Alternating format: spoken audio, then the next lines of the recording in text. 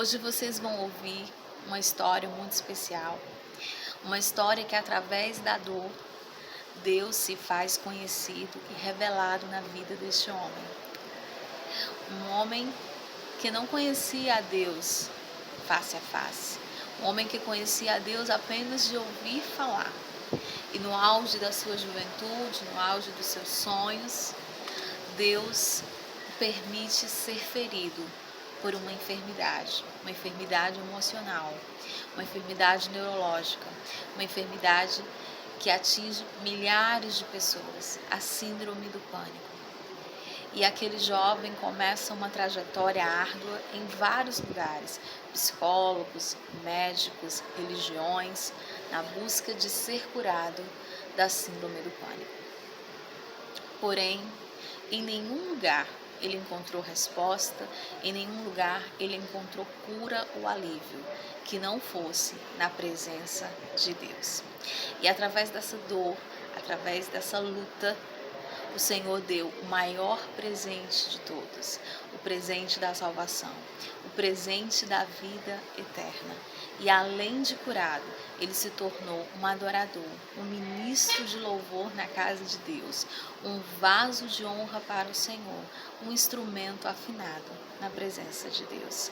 Que o Senhor possa usar cada situação que aos nossos olhos é difícil, é dolorosa, para a sua glória e para o seu louvor.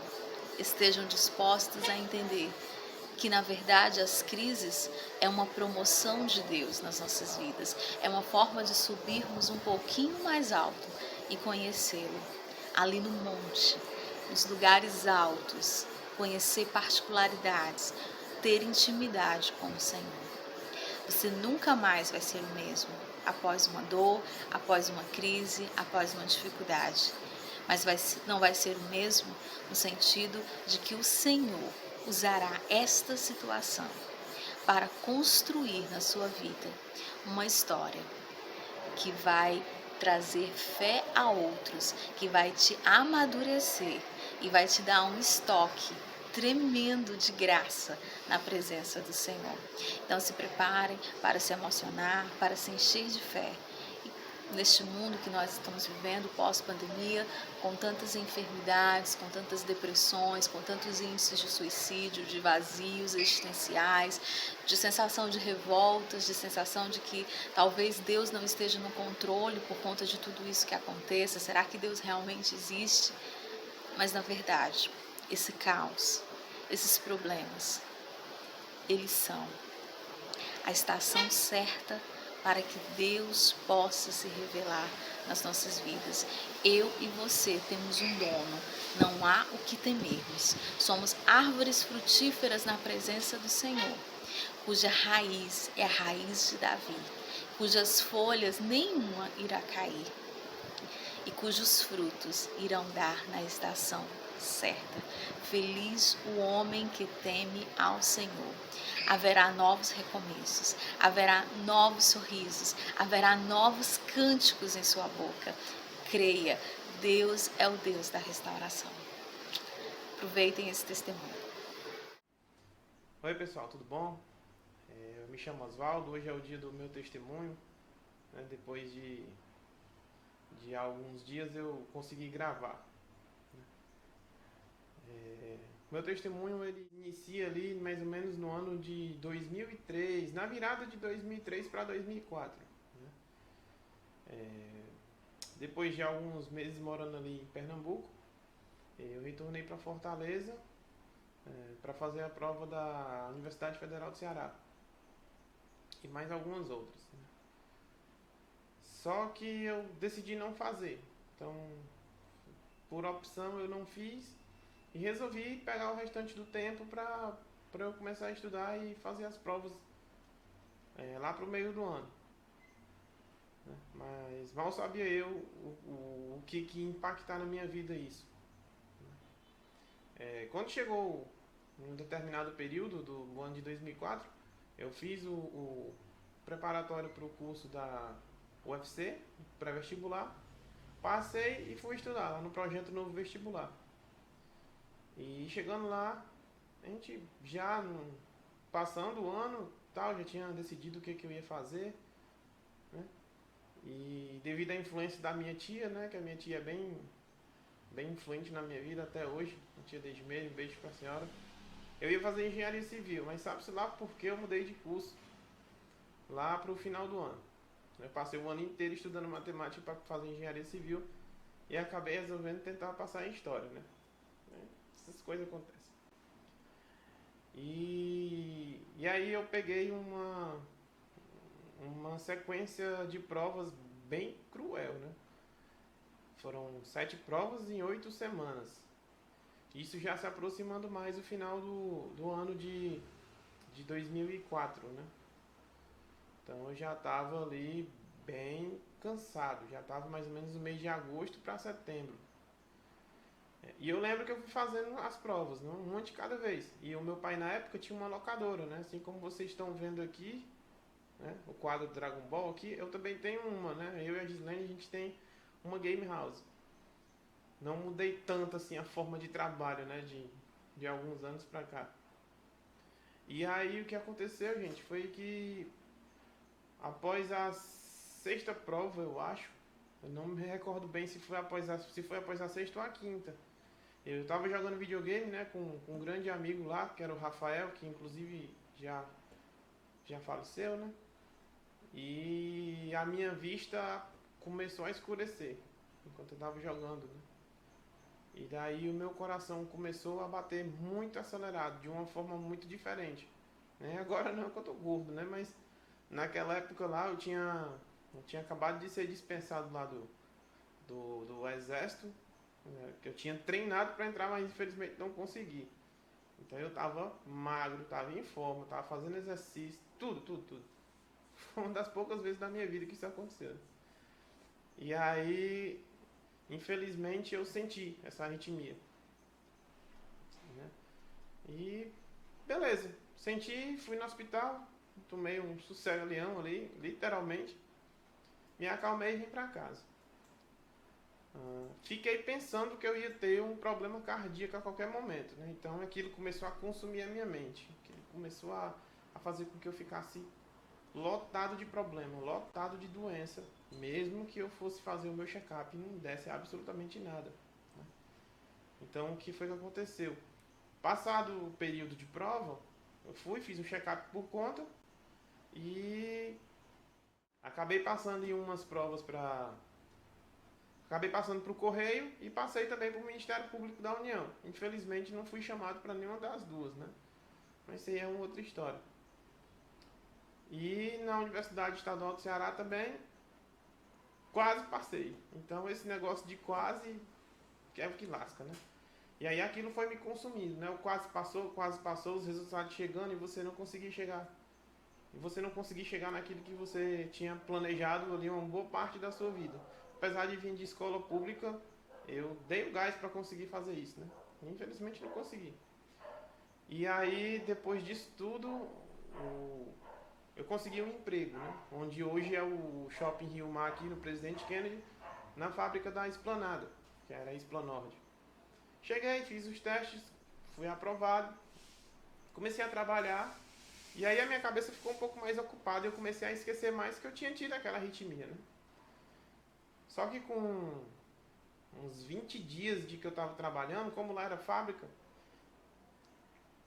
eles deram férias coletivas para todo mundo, né?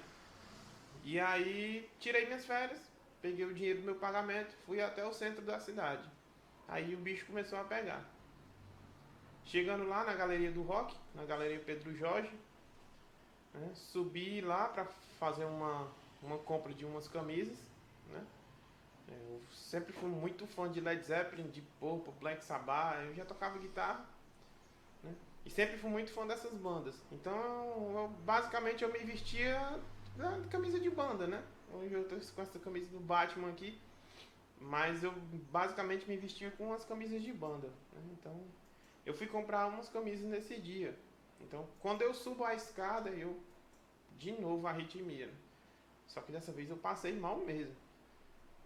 E aí eu parei, me sentei, comprei a camisa e vim embora. Quando eu cheguei em casa, eu comentei com a minha mãe, né? Ó, mãe, eu tive de novo aquela arritmia. Aí ela, não, fique calmo aí, que a minha mãe sempre foi assim, né? Fique calmo, né? Se você tiver de novo, se piorar, você vai no hospital. Tudo bem. E aí aquela coisa de festa de ano novo, tal, fim de ano, e aquilo martelando na minha cabeça, né? Eu vou morrer de um ataque cardíaco. Eu vou morrer do coração. Nessa brincadeira, quando eu volto ao trabalho, eu tenho uma crise braba, né? Então eu começo realmente a ter essas crises de síndrome do pânico, né? Até então não tinha sido diagnosticado ainda, né?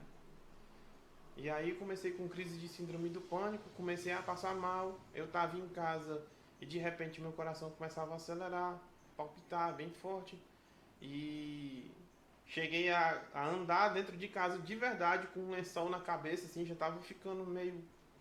A minha cabeça já estava ficando meio maluco assim, eu já não estava me obedecendo tanto, né?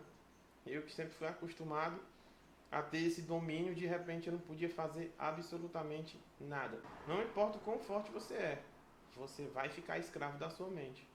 É por isso que quando a Bíblia manda, ela não manda a gente transformar o nosso corpo, né? Ela manda a gente transformar a nossa mente. Porque é aqui que vai fazer o domínio de tudo, né? Então, a partir do momento que a minha mente, que era o espelho daquilo que eu vivia, né? Eu não estou dizendo, falando em questão do rock, disso e daquilo. Eu cantava o que eu não sabia o que era que eu estava cantando. Eu tocava o que eu não sabia o que eu estava tocando. E isso começou a mexer, né? Que tem gente que acha que não mexe, mas mexe. E nesse período eu comecei a ir para o trabalho. Chegava no trabalho, falava com a doutora Nájila Otoshi, que era a médica da empresa. E a doutora Nájila começou a ficar preocupada comigo. Eu já não conseguia ir trabalhar a semana toda, porque raros eram os dias que eu conseguia pegar o ônibus e não ter uma crise de ansiedade ou um ataque de pânico, né? A não ser que o ônibus estivesse bem vazio e fosse com um motorista, né? Que eu torço ferroviário aqui. E se fosse com um motorista que torcia Ceará e era muito gente boa comigo e ficava brincando comigo sempre, eu não conseguia trabalhar. Mas um belo dia eu resolvi que eu ia enfrentar aquilo, né? Uma decisão besta, né? Eu vou enfrentar isso é besteira, né? Então eu peguei, me arrumei, calcei o tênis, peguei o dinheiro, nessa época solteiro, vou lá no shopping, vou pro Norte Shopping, vou passear, vou no cinema, vou comer alguma coisa na praça de alimentação, depois eu venho pra casa. Esse negócio não vai me pegar não. Não foi bem assim, né? Aconteceu que eu tive um problema seríssimo lá, porque na hora que eu subi a escada rolante eu travei na frente da escada. Depois, por um curto período, eu destravei e depois eu travei dentro da loja Americanas. E quando eu digo que eu travei, eu parei mesmo. Eu tenho quase 1,90 m, desculpa. E nessa época eu tinha acho que eu tinha uns 88, 90 quilos. Então, grande, pesado, né? E travado dentro do shopping. E foi o pessoal da loja Americanas. Me acudiram ali, tá, parará, pereré, e beleza. Aí eu consegui pedir a gerente lá pra ligar pra minha irmã. Disse pra minha irmã, Tatiana, vem me buscar aqui no shopping que eu travei. Todo mundo sabia que eu tava assim, né, dentro de casa. Mas todo mundo me deu sempre força, né, pra eu melhorar. Nesse meio tempo, durante um bom tempo eu fui espírita, né? Então acho que durante uns 10 anos, eu acho, se não foi mais. E eu comecei a fazer um tratamento espiritual lá dentro do centro espírita, né? Comecei a recorrer, porque nesse período a doutora Nájila Otoshi me pediu 4 check-ups. Então eu fiz um mapa, fiz aqueles troços lá da verificação da pressão, né? Fiz exame de coração, fiz eletrocardiograma, ecocardiograma, tudo que eu podia fazer ali de exame médico foi feito, né? Minha pressão estava boa, 12/8, o peso estava bom, apesar de eu ser alto, mas eu estava um peso legal. Eu ainda continuava fazendo algum exercício, pouco, mas continuava. E continuava trabalhando, né? Então nesse período eu comecei a fazer um tratamento espiritual no Centro Espírita André Luiz, aqui pertinho mais ou menos perto da casa da minha mãe. Era dia de segunda, quarta e sexta, se não me engano. E durante o ano quase todo eu participei, né, desse tratamento. Durante um tempo funcionou, né? Também que o pessoal do centro espírita tinha psicólogo, uma equipe, toda uma equipe de apoio, né? Isso é muito bacana.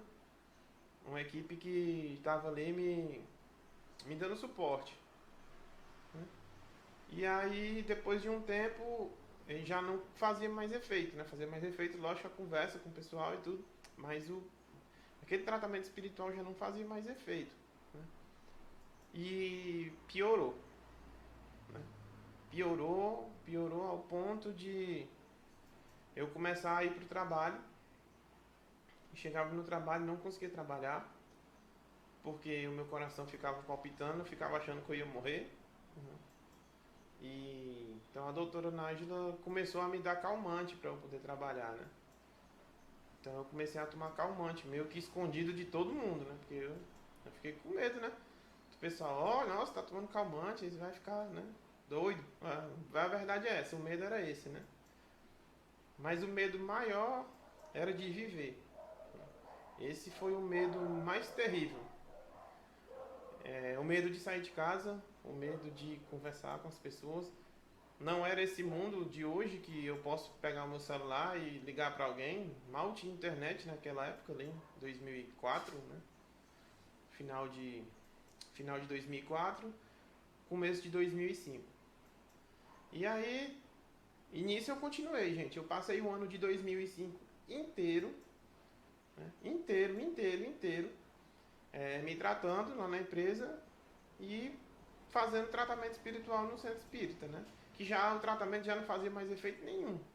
Aquilo que eu estava buscando, que era apaziguar a minha alma, já não existia mais, né? Então, depois de muito sofrimento, né, eu comecei a conversar com um irmão que trabalhava do meu lado na empresa.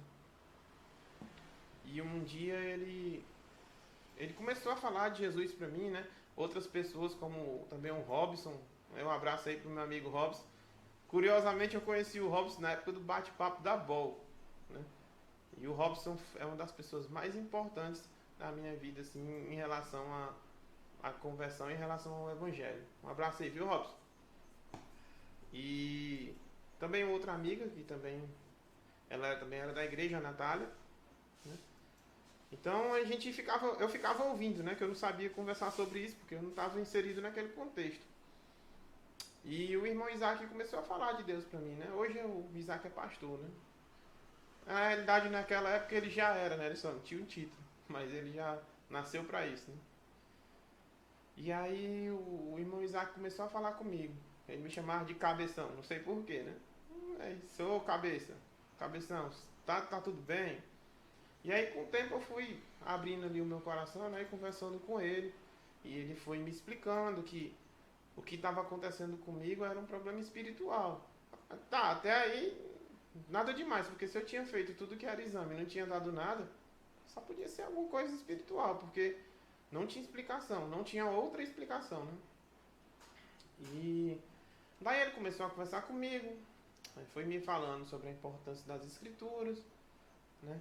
Contando que Deus era bom, que Deus era maravilhoso, e nisso a minha preocupação era aquela de, meu Deus do céu, eu cheguei pra ele, pro Robson e disse, rapaz, será que eu vou poder tocar as músicas que eu toco hoje? Que a minha preocupação era essa, né? Que eu sempre fui bem asilado para tocar guitarra. Hoje nem tanto, mas antigamente, nesse período então, era terrível. Quase que o meu braço fica inutilizado por causa disso, né? E aí, ele, não, Oswaldo, você pode tocar. E foi falando sobre a palavra de Deus, que era contando que era pra ouvir, né? Pro evangelho como eu tava. Porque quem fazia a transformação na gente não era pai, não era mãe, não era irmão, não era ninguém. Era o Espírito Santo de Deus, né? E a partir desse momento que ele foi me explicando sobre o Espírito Santo de Deus, eu fui vendo a importância, mas mesmo assim não ligava muito, né? Porque eu era espírita, então eu achava que eu tinha aquela condição especial de fazer análise, né? Que nada, eu sabia de nada. E aí um dia deu uma dor de dente em mim. mas que não tá no gibi. Mas foi forte. Foi forte a ponto, assim, depois que eu fui descobrir o que era, né? Mas foi forte a ponto de eu chorar, né? De descer as lágrimas mesmo, né? Infelizmente, os meus dentes de trás lá, quando nasceram na época, eles nasceram um pouco, assim, pra frente, né? Então, eu tive problemas seríssimos com isso. E aí, meus dentes começaram a doer, a parte de baixo. E o irmão Isaac perguntou o que é que eu tinha, né? Eu disse que eu não tinha nada. Não falei nada pra ele, mas a lágrima descendo. E aí de repente começou a passar a minha dor. Começou a passar. E eu fiquei bom, sem tomar nenhum remédio. Né? E aí ele olha pra mim, sem saber de absolutamente, diz assim: e aí, cabeça, passou a dor? Aí eu, como que o senhor sabe que eu tava com tanta dor? Eu tava uns 2 metros dele de distância, ele não tava vendo a minha lágrima não. Aí ele, não, Deus falou pra mim que você tava com dor de dente e que era pra eu orar pra dor de dente passar e mandou eu falar pra você que foi porque teve a oração que Deus curou sua dor de dente. Aí eu disse, agora lascou. Eu não acredito muito nessas coisas. Aí o irmão vem falar pra mim uma parada que eu nem disse pra ele que eu tava. Tem um negócio estranho aí. Né? E isso foi no final de 2005, né? E aí depois de um tempo a gente ficava sempre conversando, e aí a partir de então eu passei a respeitá-lo mais, né? Porque eu comecei a ver que Deus ele fazia uns negócios legais, né? Eu tava com dor de dente, Deus podia curar essa arritmia também, né? E comecei a pensar nisso, porque o ser humano ele é assim, né? Uma boa parte é por interesse, né? E comigo não faz diferente não. Eu queria ficar bom, né? Eu senti esse negócio, gente, é muito ruim. Quem já teve síndrome do pânico, quem já passou por problemas de depressão, como eu tive, né? Você não consegue sair, você não consegue se deslocar. Dentro de casa mesmo é ruim de sair. Então o seu mundo é o seu quarto. Tem muita gente que fica julgando as pessoas porque a pessoa fica lá na rede, deitada. Ah, fica aí no fundo de rede, mas ninguém sabe o quão ruim é aquilo ali. E aí depois de um tempo ele falando pra mim e tal, parará, pererê, o Robson, a Natália, todo mundo conversando de Jesus, falando de Jesus pra mim. E aí eu resolvi ir na igreja. Tirei um dia pra ir. O irmão Isaac me chamou, mas eu não fui com ele, né? Eu fui na igreja, escutei ali a palavra e fui pra casa. Primeiro eu fui na igreja católica, né? Porque eu não queria dar o braço a torcer. Os irmãos aí da igreja católica que estiverem assistindo, porque realmente eu não acreditava em absolutamente nada assim da igreja evangélica, né? Pouquíssima coisa. Então eu fui ali na igreja católica pra ver como que era, né? Então eu fui na missa ali no domingo, já voltei me sentindo bem melhor, né? E aí depois eu fui na igreja evangélica e voltei bem melhor. Né? E depois de um tempo, aí foi passando o tempo, fui indo na igreja e tal. E depois em 30 foi 31, agora eu não lembro. Não, vou dizer que foi 30, vai. Tá anotado ali, mas eu não lembro de cabeça. De agosto de 2006, eu levantei minha mão, né? E eu aceitei Jesus como Senhor e Salvador da minha vida. Cheio de problema. Tudo dando errado. Não dava nada certo, gente. Não dava absolutamente nada certo. Tudo dando errado. Mas eu fui lá e levantei minha mão. Né? Ainda com problema de coração. Ou achando que eu tinha, né? Mas a partir daquele momento que eu levantei minha mão, no outro dia eu cheguei na igreja, cheguei no trabalho, né? E disse assim, bom dia, irmão Isaac. Ele, bom dia. Aí eu fui e estendi a mão a ele, Pai do Senhor, meu irmão. Ele foi me deu um abraço, né? Agora sim, tá preparado para ficar bom? Aí eu disse assim, eu tô crendo. Aí ele, pô, então você vai ficar bom, não se preocupe não. Então todo dia ali, na hora do almoço, a gente orava ali um pouquinho, né? Eu ainda tinha aquela vergonha, porque, né? Nossa, o Oswaldo foi pro Oswaldo agora é crente, né? Vixe, esse bicho é doido mesmo. E passei por alguns preconceitos, né? Por isso também fui muito abençoado por isso. E aí, depois de um tempo que eu tava na igreja, a minha avó, que já tinha falecido, né? Infelizmente, não tá mais aqui com a gente, ela começou a ter problema cardíaco. Mas ela teve mesmo, né? E nesse dia eu tava achando que eu tava com um problema, então eu também tava achando. Então eu saí de casa até a igreja, tava tendo reunião de jovens lá, e os jovens oraram ali pela minha avó, e eu disse assim, no outro dia eu vou ver minha avó. Minha mãe ligou, minha irmã ligou desesperada, porque a minha avó ia morrer, parará, pererê. Aí quando eu pego o ônibus aqui de manhã pra ir lá em Canindé, minha avó é de Canindé, viu pessoal? Daí vocês vão agora ficar surpreso. Quando eu chego em Canindé, tinha umas 10 senhoras assim ao redor da minha avó, a pobre da véia com a vela na mão, a bicha queimando e a mulher rezando, né? Aí falei, agora lascou, se ela não morrer do coração, ela morre queimada, porque com essa vela aí eu, tá tudo bem. Aí eu cheguei lá, e Deus ele tinha falado pra mim na noite anterior, né? Oswaldo, você tem que ir lá, você precisa ir lá. Aí eu cheguei e disse lá, pessoal, sai todo mundo daqui do quarto. Que tava tipo numa enfermariazinha lá do hospital lá em Canindé. Aí eu disse assim, vó, a senhora tá bem? Mas meu filho, às vezes eu tô bem, às vezes eu não tô, com esse problema de coração crescido, né? Aí eu disse, pois vó, a senhora acredita que Jesus pode curar a senhora? Oxe, eu recém-convertido, olha, a fé transbordando, menino. A senhora acredita, vó? Aí ela, acredito, meu filho. Pois eu vou orar pela senhora. Eu não sabia nem pra onde era que ia. Só disse assim, Senhor, se for da tua vontade, cura minha avó desse problema cardíaco. Que ela nunca mais sinta nada, em nome de Jesus. Depois chamei todo mundo pra entrar. Aí fiquei conversando com todo mundo, acabou a oração, né? Deles lá, a reza deles lá. Todo mundo conversando, brincando. Minha avó tinha mais de semana que não se alimentava, era só no soro. E aí eu fui no banheiro, quando eu voltei, minha avó estava sentada em cima da maca lá, da cama lá, né? Aí, xoxa, essa véia é doida. Aí ela sentou na maca e disse, meu filho, eu tô melhor, eu tô com fome. Aí eu disse assim, olha, tá vendo? Aí, gente, por incrível que pareça, depois desse dia, pra honra e glória do Senhor Jesus, a minha avó levantou da cama, foi pra cantina, comeu uma pratada de cuscuz com ovo e carne moída. No mesmo dia ela teve alta. Os médicos não acreditaram que ela teve alta, porque ela estava com problema de coração crescido. E por incrível que pareça, o coração travou ali de crescer. E ela morreu de outra coisa, mas não disso, né? Para a glória do Senhor. E então, depois desse tempo, foi passando o tempo, né? Eu comecei a esquecer, às vezes, o pessoal acha que não, mas às vezes essas crises voltam, né? Então, isso alimentou a minha fé que eu não tinha mais nenhum problema, né?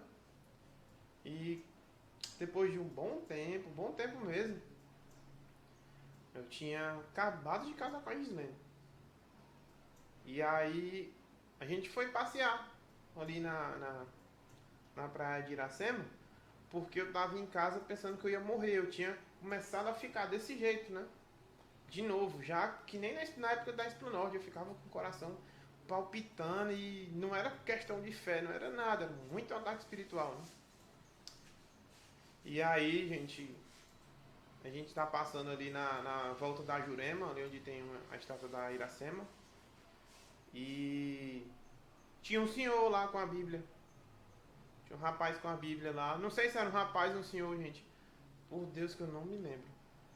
Porque não dava pra saber se era um jovem, já era um senhor. Porque eu não conseguia ver o rosto dele direito. Gislene estava acompanhado comigo. Estava acompanhado lá, me acompanhando. E eu, Gislene, eu vou fazer amanhã um exame. Já tinha guardado o dinheiro. Vou fazer o exame do coração. Porque esse negócio não dá mais não. eu já agoniado, e quando a pessoa está com problema, ela também começa a adoecer a pessoa que está do seu lado, né? E nesse caso eu comecei a estressar a Gislene também por causa disso. E aí, a gente andando, aí esse rapaz que estava lá com a Bíblia na mão, ele disse as seguintes palavras: Ei, ei, parece o caminhão aqui quando passa, né? O carro do pão. Ei, psiu, ei, você mesmo. É, você aí. Só que ele não me chamou, né? Não me chamou com o nome Oswaldo, mas o meu coração sabia que ele estava me chamando. E aí eu olhei para trás, eu olhei para trás e lado assim ao mesmo tempo. E a Gislene olhou junto comigo e ele diz assim: Deus é o Deus que cura coração. É o Deus que cura problema cardíaco. E é o Deus que vai te curar. Aí eu passei, né? Achei doido ser comigo. Isso eu já bastante tempo na igreja, já era do louvor, já tinha dirigido louvor, já tinha andado um pouquinho, né? Depois eu olhei pra Gislene e ela pra mim foi bem engraçado, né? Ô Oswaldo, e eu disse, Gislene, foi comigo. Ela disse, eu tenho certeza. Quando a gente olha pra trás, cadê o cidadão? Se vocês quiserem perguntar isso pra Gislene aí, inbox no WhatsApp dela, alguma coisa, pode ficar à vontade de perguntar. E ninguém encontrou mais. A gente chegou a perguntar pro pessoal que tava lá e ninguém... Não sei. Não sei, cheguei agora, não sei, ninguém viu, né?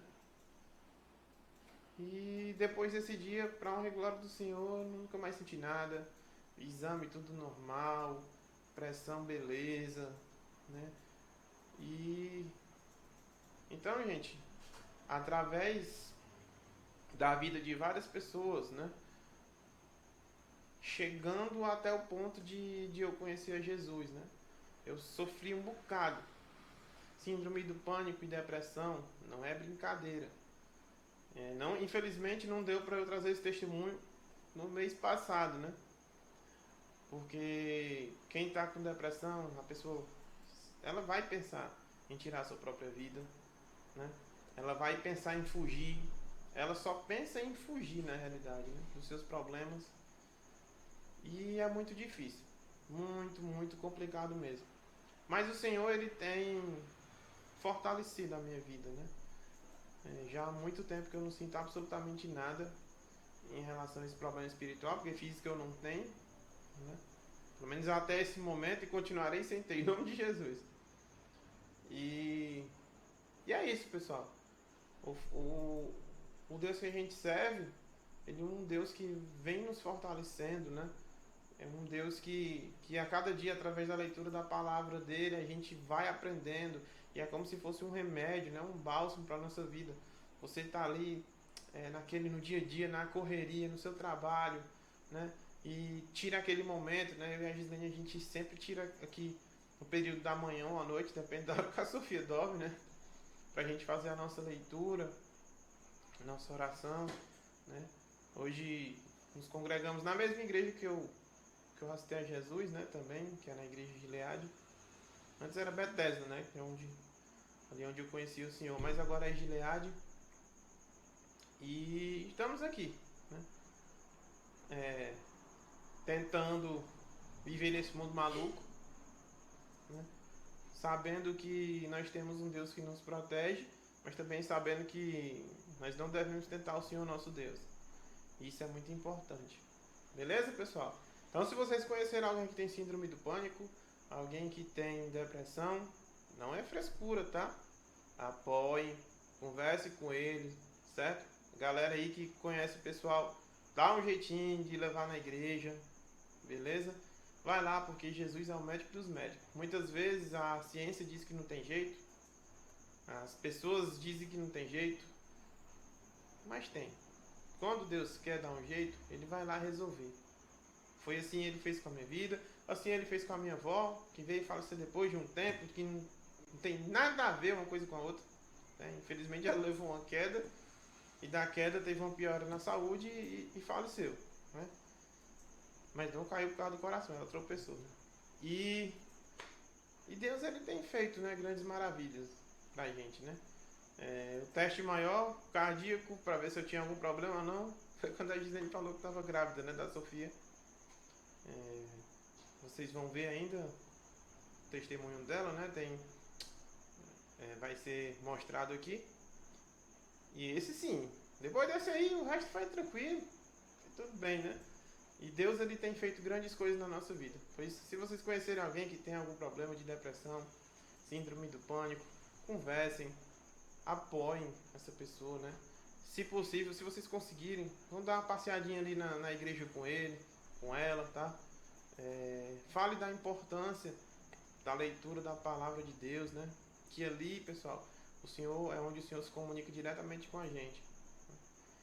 E espero que todo mundo fique bem, né? Qualquer coisa, a gente volta aí, tá bom? O meu testemunho é esse, o Senhor tenha abençoado e espero que abençoe a vida de cada um de vocês. Beleza? Valeu? Beijo pra todo mundo. Olha de alegria, alegria, veste de louvor.